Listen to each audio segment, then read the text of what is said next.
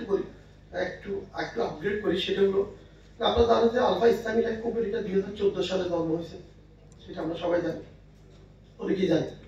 আজকে কোম্পানিটা 11 বছর চলতেছে। 11 ইয়ার্সের মধ্যে আপনারা কেউ বলতে পারবেন না আলফা লাইফের কোনো ম্যাচুরিটি এসবি ক্লেমস দিতে গিয়ে একদিনও লেট হয়েছে, এবং ইনশাআল্লাহ এটা ভবিষ্যতে হবে না, আমরা সেটা ঠিক করতেছি। আরেকটা মেসেজ বলি আপনাদেরকে, আপনাদের শুনলে ভালো লাগবে।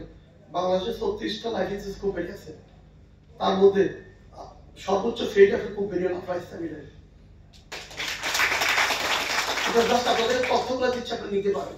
2 নম্বরে আপনাদের শুনলে ভালো লাগবে, আলফা ইসলামের এত অল্প সময় এই পরিমাণ একটা লাইফ ফান্ড ক্রিয়েট হয়েছে যে আলফা ইসলামী লাইফে যদি কালকে দিনে, কালকে রোববারে অফিস ব্যাংক ওপেন, যদি আলফা ইসলামী লাইফের সব পলিসিও না, যতগুলো আমাদের লাইফের সবগুলো পলিসিও না যদি বলে আজকের দিনে আমাদেরকে পেমেন্ট করতে হবে, ইনশাআল্লাহ আমরা সেটা করার মতো ক্যাপাসিটি আলফা লাইফের আছে। কারণ কি, আমরা ওইটা নিয়ে কাজ করতেছি। আমাদের 2 জন অভিজ্ঞ টিচাররা বললেন যে বিদেশি ইন্স্যুরেন্সটা, আসলে বিদেশি ইন্স্যুরেন্সটা সম্পর্কে একটু বলি, আপনাদের হয়তো ভালো লাগবে শুনলে। আমার খুব সুযোগ হয়েছে পৃথিবীর অনেক দেশে কাজ করার, অনেক দেশে ইন্স্যুরেন্স নিয়ে ব্যাপারে আমার খুব সুযোগ হয়েছে। আমার বয়স যখন 24 বছর, তখন আমি প্রথম ইন্স্যুরেন্স নিয়ে আমেরিকাতে ঢুকি, নিউ ইয়র্কে আমি ঢুকি, প্রথম আমেরিকাতে ঢুকি। তখন আমি অনেকদিন আমেরিকাতে এগুলো নিয়ে আমি অনেক ট্রেনিং প্রোগ্রামগুলো দিই। আমি যেটা দেখছি, পৃথিবীর কোনো দেশে কিন্তু ইন্স্যুরেন্স কিন্তু এমনি এমনি গিয়ে করে না, বাধ্য করে করাতে হয়। তেমনি ভাবে ওখানে মাঠ কর্মী আছে, আমাদের মতো লোকগুলা গিয়ে কাজ করতেছে। কিন্তু ওই দেশে একটাই সুবিধা, সেটা হলো গভর্নমেন্ট তার স্যালারি থেকে এত বড় পরিমাণ একটা টাকা কেটে ফেলে বিমার জন্য, এই জন্য তারা বাধ্য হয়ে এই সুবিধাগুলো পায়। আমাদের দেশের গভর্নমেন্ট এখনো ওই লেভেলে যেতে পারে না। আমরা সেই ধরনের হসপিটাল কাভারেজ গুলো দিতে গেলে বা অসুস্থ কাভারেজ গুলো দিতে গেলে যে পরিমাণ টাকা তার থেকে আমরা কাটবো, এই পরিমাণ টাকা ইনকামের অবস্থা এখন আমাদের দেশে হয়নি। এটা আমি বলবো, আমি গভর্নমেন্টের একটু মানে একটু ইচ্ছে করলে পারতো আর একটু করতে। কিন্তু বিশেষ করে আমেরিকা বলেন, কানাডা বলেন, ইংল্যান্ডে বলেন, অস্ট্রেলিয়া বলেন, আমি কয়েকটা দেশ, বড় বড় দেশগুলোর কথা বলছি এই জন্য, এই দেশগুলোতে আমার যে অভিজ্ঞতা হলো সেটা হলো এখানে মানুষ অনেক সচেতন থাকে। তো যখন আমরা ব্রিফিং করে, আমার কাছে মনে হয় তখন পলিসিটা করতে সুবিধা হয়। এই জায়গাতে আমরা প্রায় 2000 ব্যক্তির কর্মসংস্থান এই ডিভিশনে অলরেডি আমরা করে ফেলেছি। এটাকে আমাদের ইচ্ছা যে আমরা যেন 10,000 15,000 ব্যক্তির রাজশাহী ডিভিশনে আমরা কর্মসংস্থানের সুযোগ করতে পারি। তাহলে যেটা হবে যে আমাদের কিন্তু এই যে বেকারত্বের যে বিষয়টা, এটা কিন্তু দূর হবে। পাশাপাশি আলফা ইসলামী লাইফের বিষয়ে জাস্ট অনেক কথা আপনারা শুনছেন, আমি জাস্ট 2টি কথা বলবো। একটা হচ্ছে কমিটমেন্টের যে ব্যাপারটা, আমাদের এমডি স্যার সবসময় এটা বলেন যে আলফা ইসলামী লাইফের কোন গ্রাহকের টাকা পেতে, আমাদের বিজ্ঞান স্যার বললো যে হ্যাঁ একটা সময় ছিল এরকম যে টাকা পেতে স্যান্ডেল জুতা ক্ষয় হয়েছে। এটা কিন্তু আমাদের একটা প্রচলিত একটা প্রবাদ হিসেবে অলরেডি তৈরি হয়ে গেছে যে ইন্স্যুরেন্সের টাকা পেতে জুতার তলা ক্ষয়। আসলে বাংলাদেশের প্রেক্ষাপটে বর্তমান সময়ে যদি আমি বলি, আলফা ইসলামী লাইফ আপনাকে নিশ্চিত করছে যে স্যান্ডেলের তলা, জুতার তলা তো ক্ষয় হওয়া দূরের কথা, আপনাকে জুতা পরতে হবে না আলফার টাকা পাওয়ার জন্য, জুতা পরারই দরকার হবে না।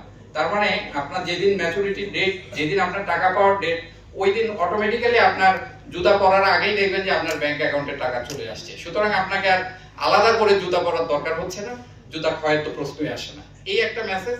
সেকেন্ড আরেকটা যেটা ব্যাপার, সেটা হলো যে আজকে দেখেন আমরা রাজশাহী থেকে প্রায় 15-16 জন একটা ইন্টারন্যাশনাল ট্যুরে যাওয়ার সুযোগ পাচ্ছি।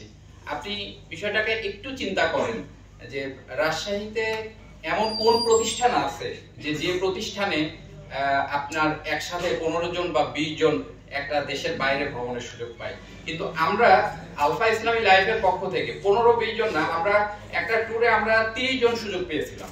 এর আগের একটা ট্যুরে একটা অফিস থেকে আমরা 30 জন ব্যক্তি দেশের বাইরে গেছি।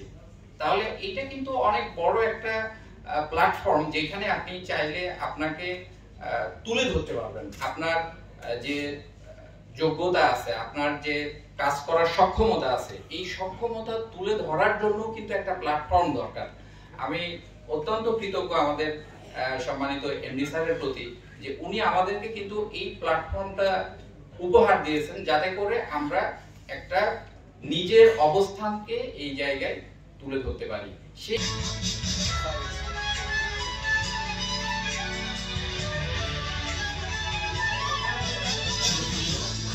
এই পর্যায়ে সেলিব্রেশন নেওয়ার জন্য আহ্বান জানাচ্ছি ladies first Mosammat Sanjida Khatun Rina, please commander মালদ্বীপ ট্যুর অ্যাচিভার।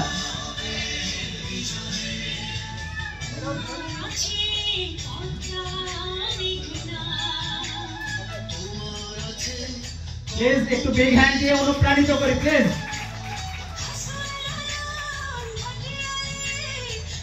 এই পর্যায়ে সেলিব্রেশন নেওয়ার জন্য আহ্বান জানাচ্ছি সম্মানিত ব্রাঞ্চ ম্যানেজার এটিএম গোলাম মাওলা শাহিন স্যার। এটিএম গোলাম মাওলা শাহিন। ভাই সবার শট নেন।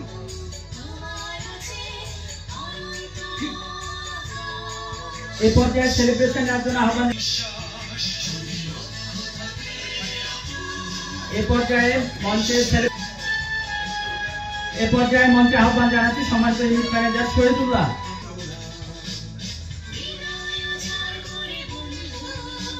এই পর্যায়ে মঞ্চে আহ্বান জানাচ্ছি সম্মানিত ফিনান্সিয়াল অ্যাসোসিয়েট মোসাম্মদ জানিয়া বেগম, প্লিজ কমান্ডার মোসাম্মদ জানিয়া বেগম, মালদ্বীপ ট্যুর অ্যাচিভার।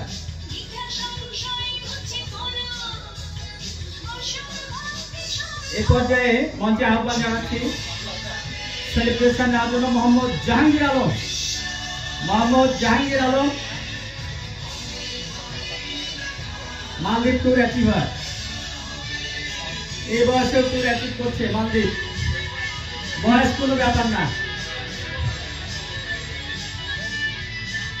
এই পর্যায়ে আহ্বান জানাচ্ছি মোসাম্মদ রত্না খাতুন, প্লিজ বিগান মালদ্বীপ ট্যুর অ্যাচিভার। এই পর্যায়ে আহ্বান জানাচ্ছি মোহাম্মদ আব্দুল ওহাব, সম্মানিত ফিনান্সিয়াল অ্যাসোসিয়েট আব্দুল ওহাব। এই পর্যায়ে আহ্বান জানাচ্ছি মোহাম্মদ আউয়াল আলী, প্লিজ কমান্ডার মালদ্বীপ ট্যুর অ্যাচিভার। মোহাম্মদ শাহজাহান ফরহাদ, মোহাম্মদ গোলাম কিবরিয়া, মোহাম্মদ সানোয়ার হোসেন।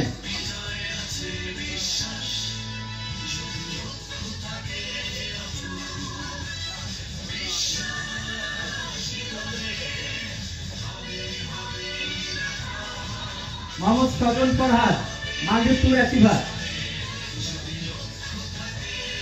আমরা সকলের উদ্দেশ্যে জোরে করতালি দিয়ে সম্বর্ধনা জানাবো সবাই।